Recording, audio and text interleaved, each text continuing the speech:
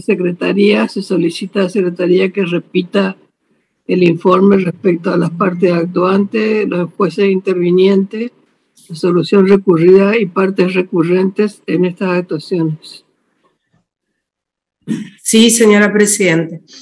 Bueno, informo que se encuentran conectados a través de la plataforma Zoom para celebrar la presente audiencia de manera digital la doctora Selva Angélica Espesot y la doctora Mirta Gladys Sotelo Andró, quienes integran mayoría del tribunal, atento a que en estos autos el doctor Ramón Luis González se encuentra inhibido. Así también, señora Presidenta, informo que se encuentran presentes el doctor Jorge Iseta en representación de los imputados René Gerardo Albergucci y Cristina Elsa Ocanto, el doctor Raúl Eduardo Piallo en representación del imputado Alberto Cristian Ocanto y el doctor Carlos Schaffer en representación del Ministerio Público Fiscal. Además, señora Presidente, informo que por auto, por resolución dictada en fecha 22 de octubre del año pasado, el juez Acuo dispuso el procesamiento sin prisión preventiva de los nombrados en autos por considerarlos prima facie autores penalmente responsables del delito de intermediación financiera previsto en el artículo 310 del Código Penal argentino y mandó asimismo a embargar los bienes de los nombrados hasta cubrir la suma de 9 millones de pesos para cada uno de ellos. Y contra esa resolución, los defensores de los imputados René Gerardo Albergucci, Cristina Elsa Ocanto y Alberto Adriano Canto interpusieron recursos de apelación que son los objetos de la presente audiencia. Es mi informe. Bien. Atento por lo informado por Secretaría y dada la inhibición del doctor González, solicito a las partes ratifiquen el funcionamiento de este tribunal por mayoría con la doctora Selva Espesot y la suscripta. ¿Estamos de acuerdo? Sí, de acuerdo. Estoy de Estamos de acuerdo. Bueno, correcto. Entonces le damos la palabra a la defensa. Doctor Piallo, adelante. Sí, buenos días, excelentísima Cámara. En primer lugar, mi parte reitera el planteo de prescripción que formulara y que vuestra señoría no agregara autos, y que además señalo que desde la fecha del llamado a indagatoria, esto es el 5 de octubre de 2017, confrontar fojas 287 del segundo cuerpo de autos, al día del procesamiento, esto es el 22 de octubre de 2021, ha transcurrido holgadamente el plazo máximo de 4 años previsto por la ley para el presunto delito, cuya inactividad se amplía respecto a mi tutelado si tomamos en cuenta la fecha en que se notifica. Esto es el día 4 de noviembre del año 2021.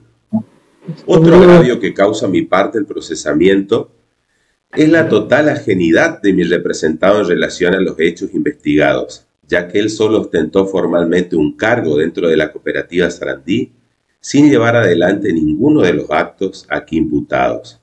Un principio básico en cualquier Estado constitucional de derecho es el de culpabilidad, que se traduce en dos postulados imperativos, por un lado el estado de inocencia y por el otro el de la personalidad de la pena.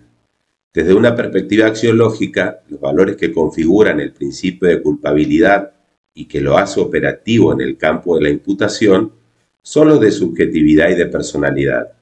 Por el primero, queda absolutamente desterrado del sistema penal la posibilidad de atribuir algún tipo de responsabilidad objetiva. Y por el segundo, se llega a la conclusión de que cada uno debe responder solo de sus propios actos. Por ello, el principio de personalidad, que es el que aquí más nos interesa, impide castigar a alguien por un hecho que no ha cometido. Y es en su virtud que la mayoría de la doctrina considera que cuando la imputación se dirige, como en este caso a una cooperativa, deben responder solo los individuos responsables de la decisión involucrada, siempre y cuando aquellos no solo ocupen cargos sociales, sino que hayan realizado la acción típica como representantes de la cooperativa. Es que no siempre quien aparece investido de las formalidades legales para ser sujeto pasivo de la persecución penal interviene en los hechos objeto de investigación, razón por la cual la sola determinación de las personas que ejercitan funciones orgánicas en la cooperativa no alcanza para sancionarlas, siendo necesario que se configuren determinadas condiciones que autoricen a afirmar el nexo entre la actuación del directivo y los delitos endilgados. Solo quienes hayan causado o colaboren activamente en la realización del hecho podrán ser declarados responsables de la sanción. En ese orden, se debe comprobar inexorablemente, el principio de culpabilidad así lo demanda, que el sujeto activo conoció la situación en que se encontraba frente a la ley y omitió voluntariamente cumplir con la misma. No hace falta decirlo, ello no se presume y menos aún se imputa por el mero ejercicio de un determinado cargo. En suma, no es posible achacarle responsabilidad a una persona, en este caso Cristian Acosta Ocanto, que no ha tenido intervención en los hechos sujetos a investigación, como es en el caso del mismo. Ninguno de los conceptos aludidos que apuntan a mantener incólume el principio de culpabilidad se están respetando en estas actuaciones, ya que no solo no existe ningún elemento de cargo que acredite la intervención del señor Acosta Ocanto en los hechos, sino que vagamente y de manera genérica se hace alusión al mismo. ¿Cuál es la prueba? La asignación de responsabilidad se basa en la mera ostentación del cargo que ocupó como secretario de la cooperativa Sarandí. Ello resulta insuficiente por sí solo para considerarlo responsable de un delito de la gravedad como el aquí imputado. En este sentido, cabe recordar cuál es la función de un secretario en una cooperativa. La misma se limita, por ejemplo, a llevar los libros de actas de la comisión directiva, a autorizar en dichas actas todas las resoluciones que la comisión tome, a autorizar junto con el presidente las actas de la comisión directiva y asambleas ordinarias y extraordinarias, a manejar la correspondencia, a preparar y emitir las convocatorias que ordena el presidente, a llevar el libro de registro de las cooperativas, entre otras cosas. Surge claro entonces que de ningún modo mi representado pudo llevar a cabo la realización de las operaciones marginales que acá se le imputan. Máxime aún, teniendo en cuenta que dadas sus funciones meramente burocráticas, no manejó dinero de ninguna naturaleza, ya que estaba imposibilitado de acceder a los mismos. Pues reitero, su tarea era eminentemente de carácter burocrático, sin poder de decisión alguno, debiendo destacarse que era un empleado en relación de dependencia, como está acreditado en autos conforme a los formularios F981 de la Seguridad Social, de AFIP, que forman parte de la documentación secuestrada y de los propios informes de AFIP. Creemos que este procesamiento parte de una hipótesis equivocada, por lo menos respecto a mi defendido. Manifiesta vuestra señoría que personas se han organizado con otras con el fin de llevar a cabo maniobras de intermediación financiera no autorizadas con habitualidad. Y continúa diciendo, la figura jurídica escogida por los imputados para llevar a cabo estas maniobras ilícitas fue la Cooperativa de Vivienda, Crédito, Consumo y Servicios Sociales Sarandí. Entiendo que comete un error vuestra señoría al vincular erróneamente hechos presuntamente llevados a cabo por la cooperativa y hace una relación directa entre los presuntos delitos y elige discrecionalmente a algunos integrantes al azar para imputarlos, pero que ni siquiera son los más importantes o sus roles los más vinculados con la vida económica de la cooperativa, como es el caso de Acosta Ocanto. Así, por ejemplo, podemos ver que misteriosamente no llama indagatoria al funcionario más importante de la cooperativa en cuestiones de manejo de fondos. Esto es el caso del tesorero. ¿Por qué? Es un verdadero misterio que abona la falta de fundamentación que agravia mi parte y obviamente al no indagarlo no lo procesa. ¿Qué dos cuestiones más quiero resaltar en este proceso? El primero es el vinculado al derecho de defensa y tiene que ver con la indagatoria y el derecho de mi parte de conocer los elementos que fundamentan la imputación. Al leérsele los genéricos cargos a los que me referiré con posterioridad, mi parte solicita que se le exhiba la documentación respaldatoria, de la cual surgirían los hechos que se le imputan, con el claro objetivo de nuestra parte de deslindar su responsabilidad por la ausencia de autoría. Los funcionarios presentes en la audiencia manifiestan que dicha documental se encuentra en Fiscalía y mi parte, guiado por la buena fe y a los efectos de entorpecer el proceso, acordamos la abstención del imputado para luego cotejar la documentación y por escrito demostrar la inexistente participación de mi tutelado en los hechos. ¿Qué ocurre luego? Más de una docena de veces esta defensa concurrió a los estrados a solicitar tomar vistas de la documentación e invariablemente la respuesta fue: la documentación se encuentra en Fiscalía. ¿Cómo continúa el proceso? Sin tener conocimiento de la documental base de la imputación y la autoría de mi defendido, se anoticia de su procesamiento el 21 de octubre de 2021, debiendo destacarse que hasta el día del procesamiento, la documental secuestrada que respalda el mismo continúa en Fiscalía. Ello permite afirmar que sin duda el citado procesamiento contra mi defendido carece de fundamentación. Es decir, quizás por la pandemia o por el exceso cúmulo de tareas del juzgado, vuestra señoría procesó a Acosta Ocanto sin documentación que respalde su accionar y sin haberle otorgado la posibilidad de que éste ejerza su derecho a los efectos de no llegar a esta instancia. Reitero, la documentación en que se funda el procesamiento no ha salido de las cajas acumuladas y secuestradas en Fiscalía ni han estado en poder de vuestra señoría. Si observamos el procesamiento, se respalda el mismo en la documentación que se cita con posterioridad y que niego expresamente que hayan sido suscritas por mi defendido.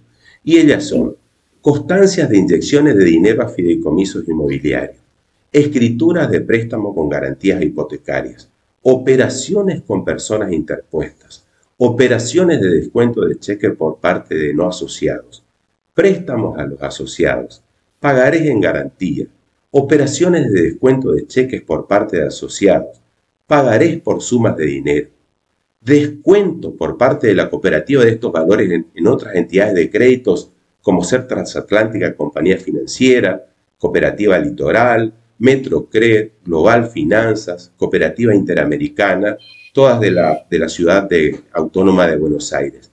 Ahora, si observamos, no existe ningún mail ni ninguna otra forma de comunicación entre Acosta Ocanto y estas organizaciones.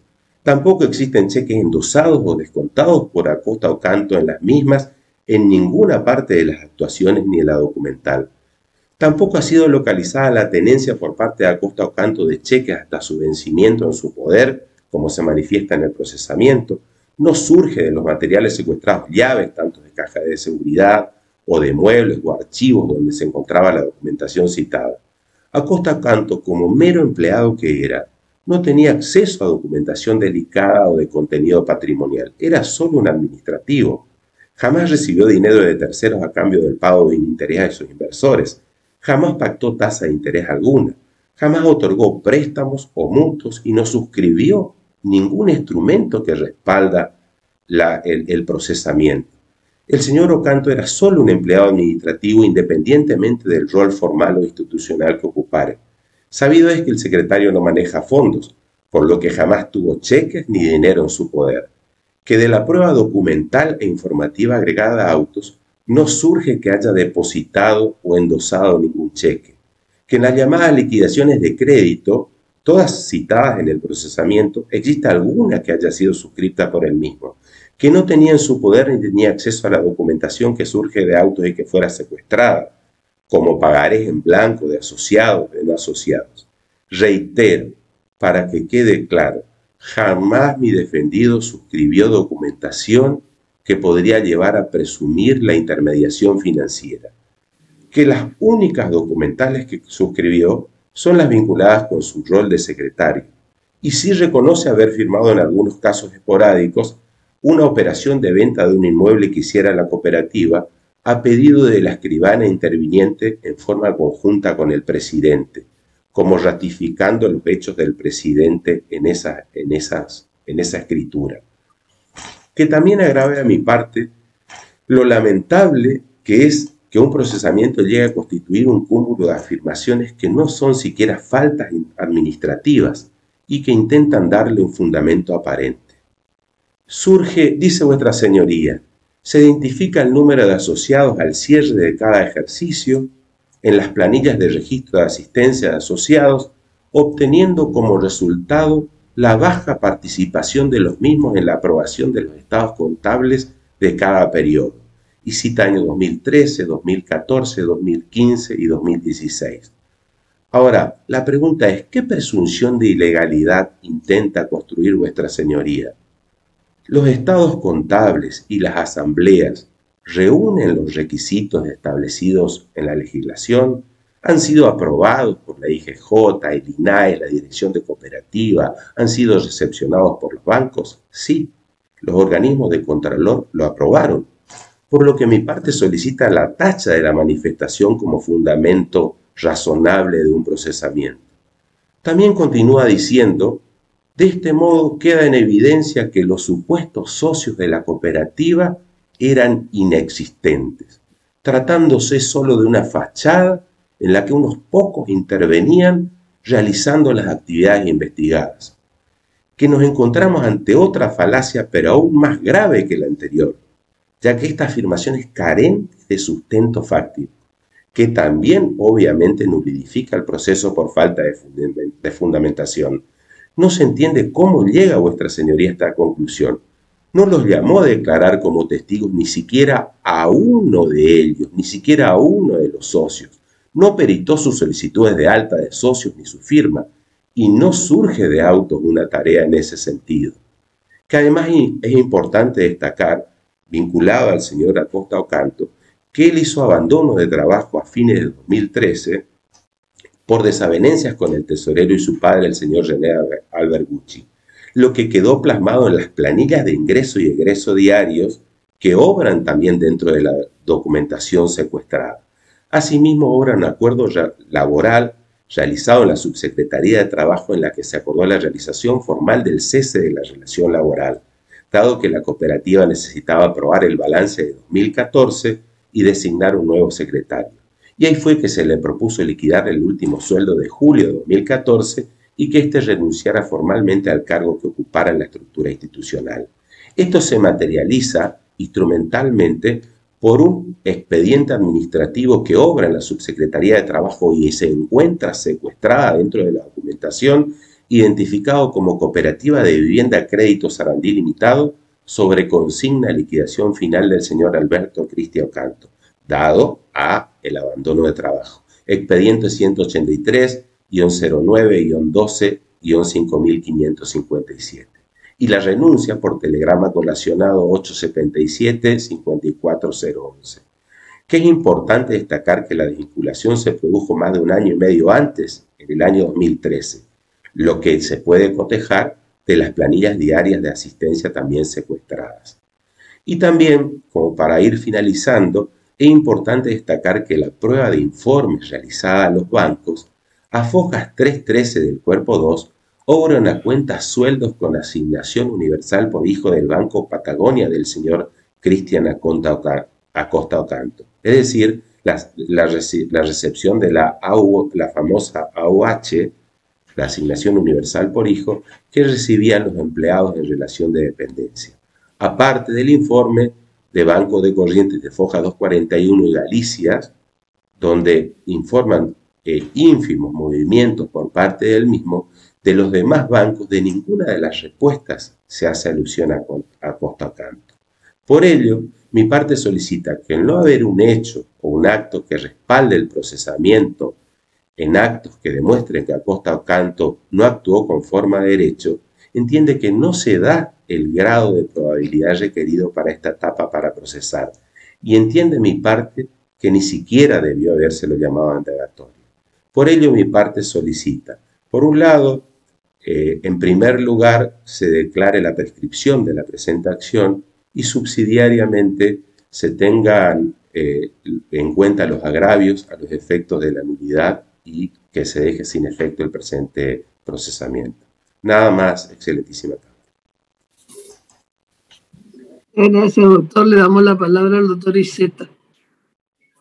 Buenos días, su señoría. La exposición la voy a hacer por economía procesal respecto de mis dos defendidos y sobre el final voy a hacer una aclaración respecto de la señora Elsa Cristina Ocanto.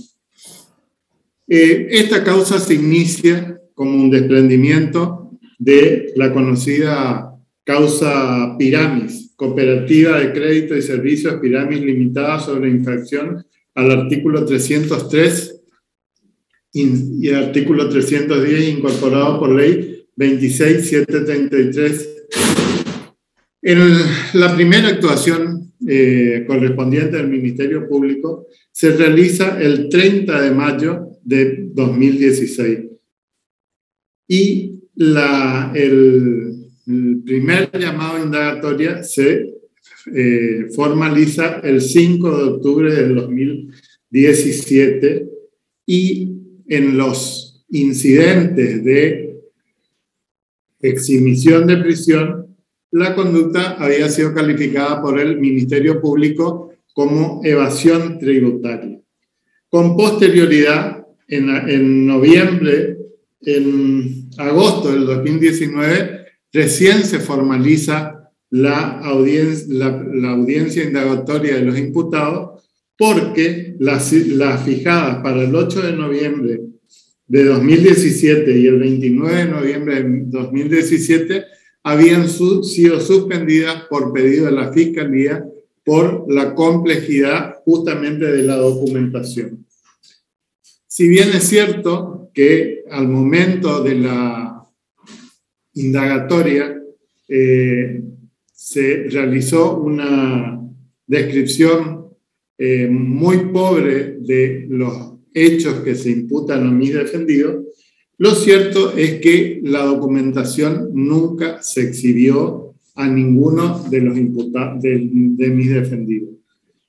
Aparte de ello, el allanamiento, la documentación secuestrada en el allanamiento de Piramis, que también forma parte de los hechos que se describen en el auto de procesamiento, tampoco le fueron exhibidos porque esa documentación no está siquiera agregada a la causa. El auto que ordenara el allanamiento incurrió en una laxitud extrema. Era arrasar con todo lo que encontraran en el domicilio de la cooperativa Sarandí y fue realizado por personal no especializado sin la presencia del fiscal.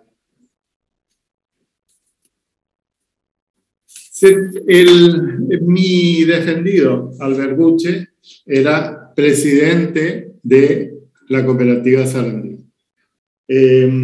La cooperativa como tal funciona con un órgano, con la asamblea, un órgano de administración del cual él presidía y la sindicatura. Como lo señala el colega Piaggio, nunca fue citado a declarar el tesorero de la cooperativa.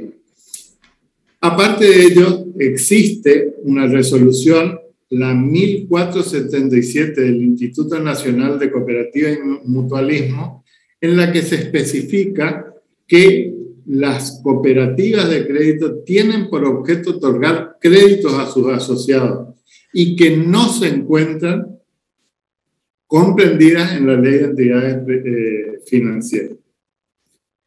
En todo el procesamiento no se ha tenido en cuenta los préstamos otorgados por la cooperativa a sus asociados y que lógicamente se hacen con el cobro de un interés, lo que está permitido. No se ha detectado que la cooperativa Sarandí recibiera depósitos a plazo ni captara dinero público. Lo hacía con sus propios fondos. Surge de los balances presentados y aprobados por el Instituto Nacional por el INAES. En cuanto a los fundamentos y motivos del recurso, primero es la falta de fundamentación o fundamentación solo aparente.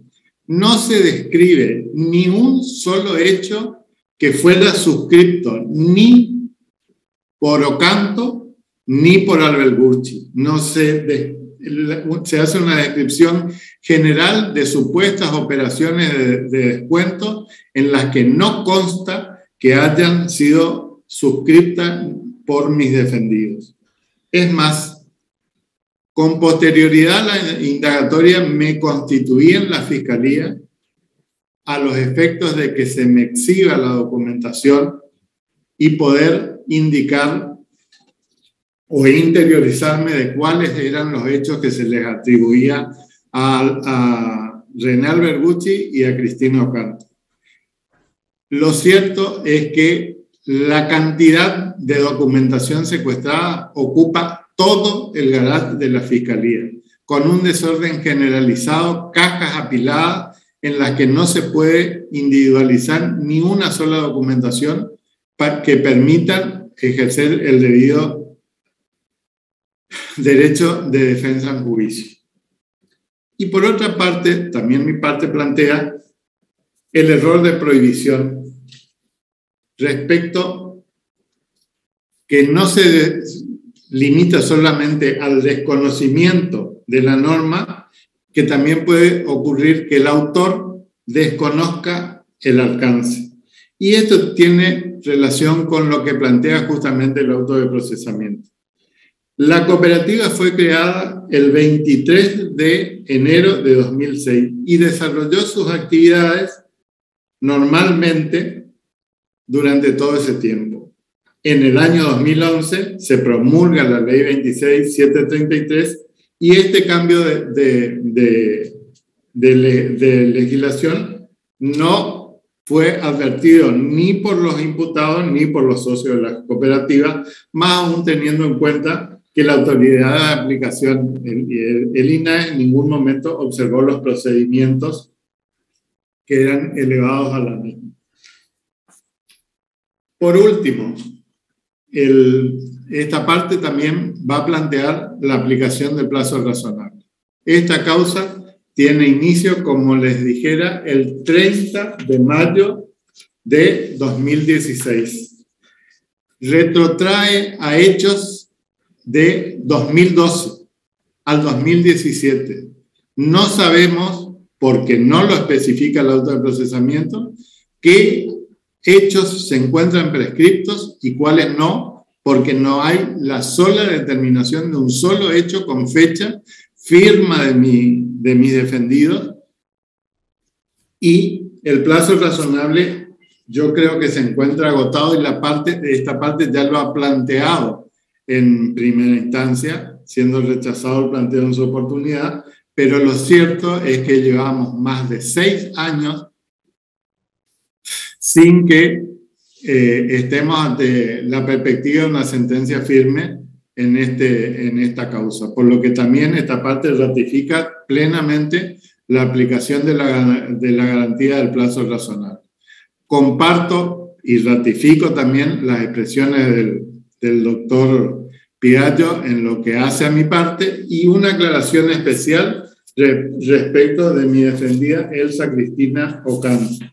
El procesamiento aparentemente es por ser la esposa de René Gerardo Albergucci. Lo cierto es que el vínculo marital entre Albergucci y Ocanto se encuentra disuelto desde el año 2010, incluso antes de la entrada en vigencia de la ley 26.733, por lo que se plantea específicamente la nulidad de la resolución por falta de fundamentación y el sobreseimiento por aplicación del plazo razonable. Es todo lo que tengo por informar.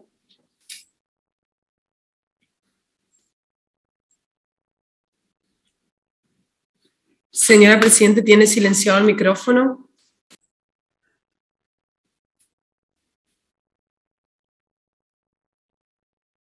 Le damos la palabra a la Fiscalía. Sí. ¿Se escucha, Nadia? Sí, gracias, señora Presidenta. Sí, doctor.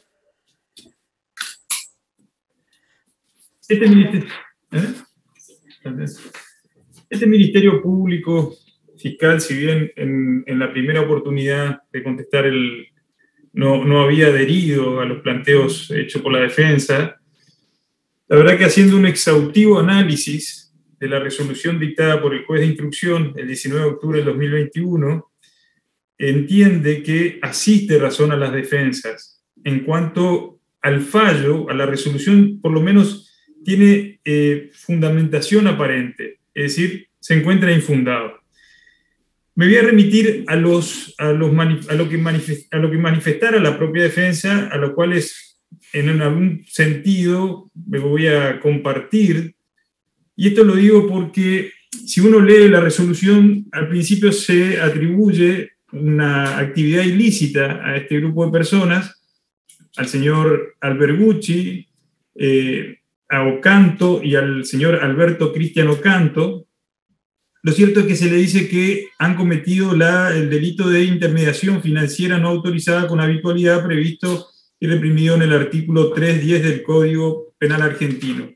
Después se intenta dar una fundamentación de que quiénes son los socios fundadores, y entre eso uno figura el señor Albergucci, figura también como secretario, aparentemente secretario de la cooperativa, el señor Alberto Cristian Ocanto, y la esposa de Albergucci, quienes, y ahí se dice, afirma el juez, quienes de ninguna manera podían desconocer el carácter ilegal de la actividad que estaban llevando a cabo.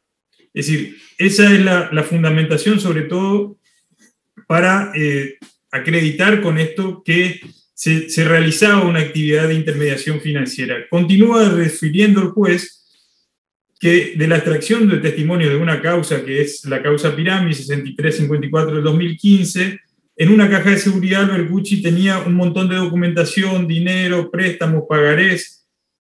Explica ahí que todas estas cuestiones se llevaron para ampliar el procesamiento, ampliar el objeto procesal. Había sumas de dinero, había escrituras con préstamos de garantía hipotecaria. Después empieza a hacer como una relación vinculada respecto a la cooperativa, y dice que la cooperativa lo que hace es una actividad más que nada de cuestión de crédito, y no hacía otra actividad como por ejemplo la sección vivienda, que solamente tiene un movimiento de dinero del 2%. Y después dice en el 2016 del 5%, en cambio, respecto a la sección de créditos, estamos hablando de préstamos a los asociados, dice cheques dice específicamente, importe de ingresos de los contribuyentes se origina en la sección de créditos principalmente por operaciones de descuentos, cheques por parte de asociados y no asociados, y préstamos asociados hechos verificados sí mismo en la planilla estadística de la resolución 375, anexo A, adjunta a los estados contables de los periodos tal, y ahí refiere a los periodos. Dice eso, dice asociados y no asociados, pero no dice cuáles serían esos asociados y no asociados. Es decir, lo que explica el juez es que claramente, evidentemente, esta cooperativa se dedicaba a realizar operaciones financieras o operaciones crediticias, que si bien las cooperativas están facultadas para ello con relación a sus asociados, lo cierto es que debería cuanto menos explicarnos tanto a las defensas como al Ministerio Público en este sentido, debería explicar cuáles serían en estas operaciones los no asociados que recibieron créditos, por ejemplo. No sabemos en este momento, si uno lee toda la resolución, después continúa diciendo, y si bien entiendo que la defensa en algún sentido le asiste razón, si bien este Ministerio Público lo toma como un indicio respecto al funcionamiento, el juez concluye que esta cooperativa prácticamente es una banca de hecho, prácticamente como es una fachada, dice que y determina eso de acuerdo a un indicio que cuando se hace la aprobación de los estados contables hay una baja participación de los asociados a la asamblea, y ahí concluye el juez que esto demuestra que había unos supuestos socios inexistentes, que eran inexistentes tratándose de una fachada. Esa es una conclusión. Si bien lo toma eso como un indicio, vuelvo a repetir, señor presidente,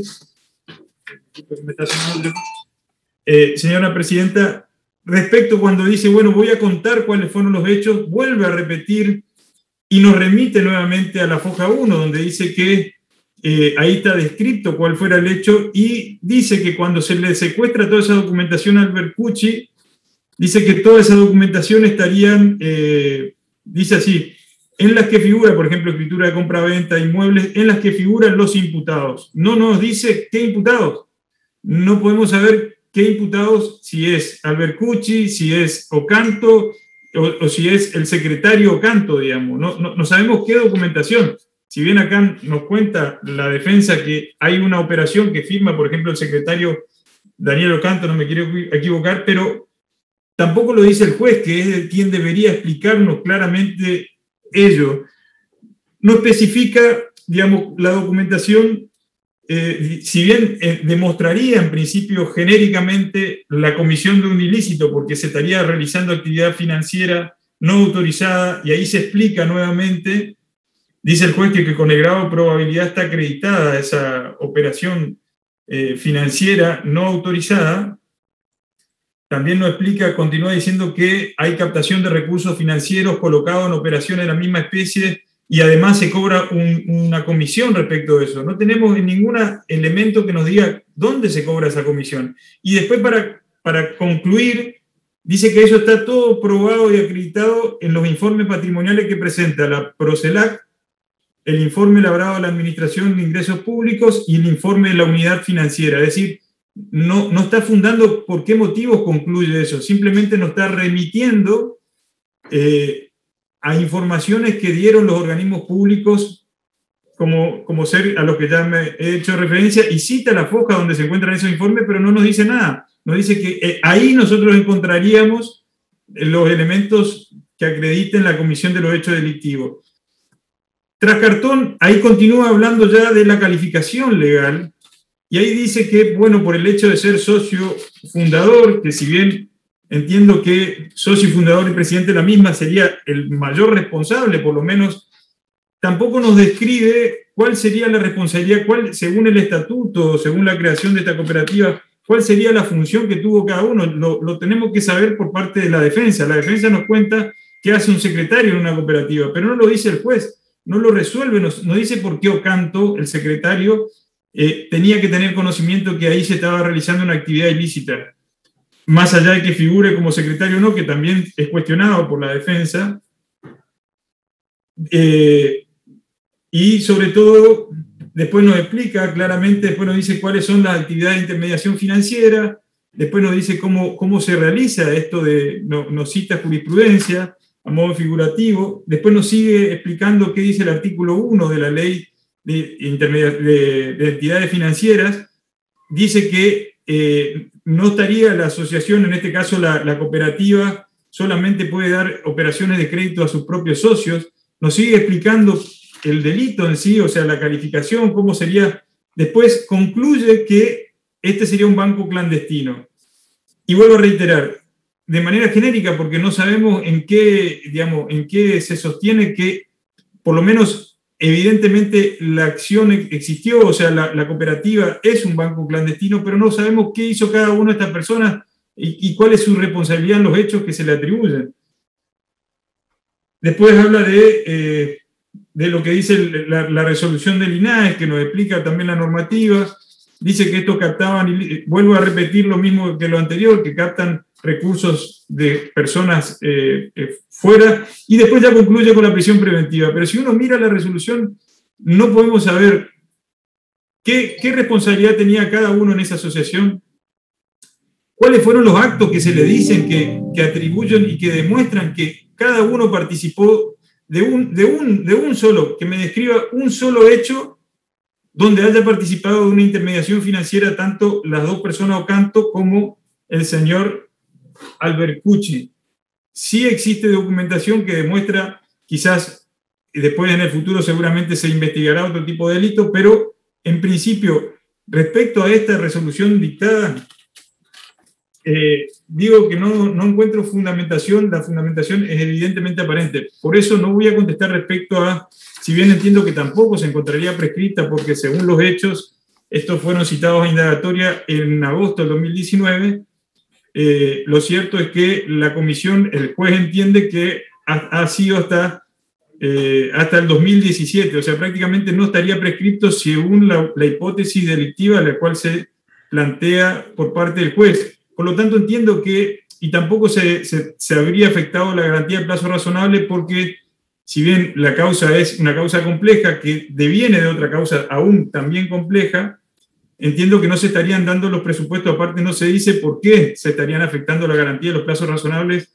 No estaríamos dentro de un plazo irrazonable debido a la magnitud del hecho delictivo que se investiga. Más allá de eso, entiendo que se debe revocar esta resolución, reenviarse al juez de instrucción para que haga una resolución conforme a derecho, es decir, sin fundamentación aparente y debidamente fundada, pudiendo saber cada uno de los imputados claramente cuál es la acción que ha cometido en este hecho delictivo, que el cual se dice genéricamente, aparentemente así funcionaría la cooperativa, pero no se dice cuál es la conducta que ha tenido cada uno en esos hechos y cuáles son los hechos, sobre todo, cuáles son los hechos específicos que demuestran esa acción digamos, de intermediación financiera. Nada más, señora presidenta, me remito a algunos de los fundamentos expuestos. Entiendo que asiste razón a la defensa, debe anularse y dictarse una nueva resolución por parte del juez de instrucción. Nada más, señora presidenta. Concedo el derecho de réplica al doctor Piaggio, si quiere agregar algo. Sí, solamente ratificar que conforme mi humilde saber y entender, el acto interruptivo de la prescripción es el primer llamado a indagatoria ocurrido el 5 de octubre de 2017, a partir del cual no hubo ninguna actividad procesal que volviera a interrumpir la prescripción, por lo que al 22 de octubre de 2021 se ha dado el plazo máximo previsto por la ley para la persecución del delito. Otra de las cuestiones es que, como lo había manifestado, al haberse alejado, y eso surge de las planillas de asistencia de la cooperativa, en el año 2013, el señor Acosta Ocanto de la cooperativa, que eso también se puede comparar con el sueldo, la remuneración en relación de dependencia que tenía en el Banco Patagonia, que también yo lo cito. A partir de ahí se corta la remuneración cuando él hace abandono de trabajo. Hasta el primer llamado a indagatoria también habían transcurrido más de 4 años, que es el plazo máximo para la prescripción del delito. Y donde luego también se podrá cotejar que no existe suscripción de documento alguno que pudiera permitir presumir la existencia de la intermediación financiera, el manejo de fondos y demás por parte del señor Cristian Acosta Ocanto. Y bueno, eso quería ratificarlo porque mi parte entiende que, por lo menos respecto a mi defendido, un mero empleado en relación de dependencia, la acción penal se encuentra prescrita. Nada más, excelentísima Cámara. Bien, damos la palabra al defensor doctor Iceta, si quiere agregar algo, por favor.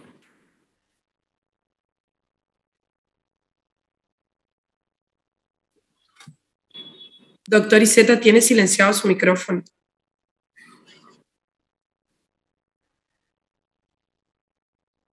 Está congelado, parece nadie. Sí, ahí. Sí, doctor, si quiere agregar algo. Sí, únicamente respecto de la garantía del plazo razonable. Esta causa lleva más de 6 años desde que se desprendió de la causa Piramis y se investigan hechos teóricamente desde el año 2012. Esta es la clara afectación al plazo de la garantía razonable, ya que ha transcurrido mucho más que el tiempo, inclusive que el tiempo de la prescripción que planteara el doctor Piaggio, 6 años desde el primer llamado indagatorio. Bien, muchas gracias, doctor. Señora presidenta. Sí, adelante, señor fiscal, ¿quiere agregar algo?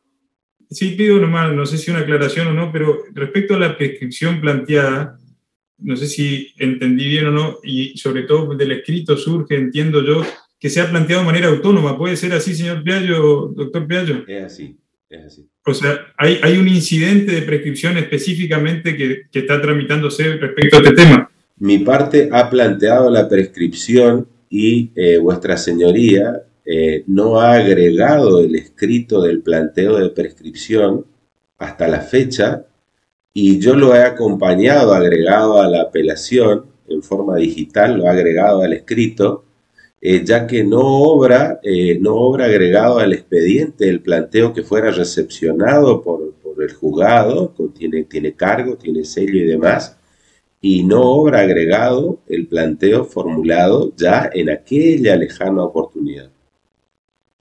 Gracias, doctor Piaggio. Eso, señora presidenta, para aclarar que evidentemente yo he advertido que se ha planteado un pedido de prescripción y que esto no se le ha dado trámite, por lo menos incluso lo que dice la defensa, de manera autónoma, digamos, a este procesamiento. Es decir, específicamente se ha planteado en la causa y no se le ha dado trámite, por lo menos en la primera instancia. Lo advierto esto para que también se lo haga saber al tribunal, al juez, que lo haga tramitar de manera autónoma, ¿no?